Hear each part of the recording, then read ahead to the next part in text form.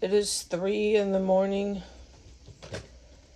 in Washington, D.C. on April 8th. The sirens never stop wailing. I need to say this on the internet. It's a really good sign that I can. But they carried out more homicides in here last night when I was sleeping. As of 3 in the morning, I've had about 5 hours of sleep. So I'm going to just go ahead and get up and go back to sleep later. Because it's just too fucking much here anymore. And sirens are just screaming out there. I'm just done. I'm throwing my hands in the air. 5 hours will work for now of rest. I went to bed early and I was awoken around 1 a.m., 2 a.m., not very long ago.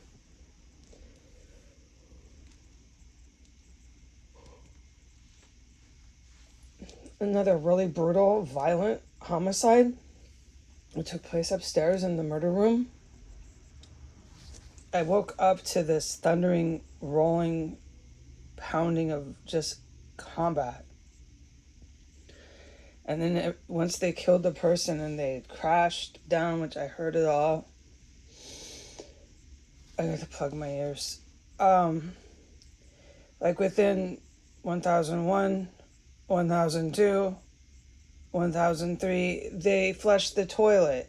So I don't believe there was just, oh, you gotta plug your ears. The sirens are fucking from hell here. Okay, as I was saying, I don't believe there was just one killer up there. I just can't see that as very possible with how fast after they killed the person and right over my head in that room, they were flushing the fucking toilet. The toilet here and the plumbing is vital to their bombs and their dead bodies. That's one thing I know for sure. Washington, D.C. and the United States government will deny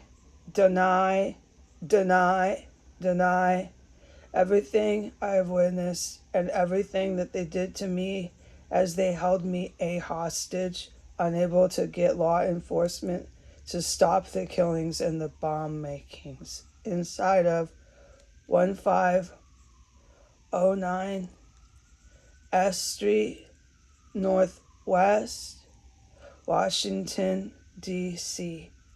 Bye.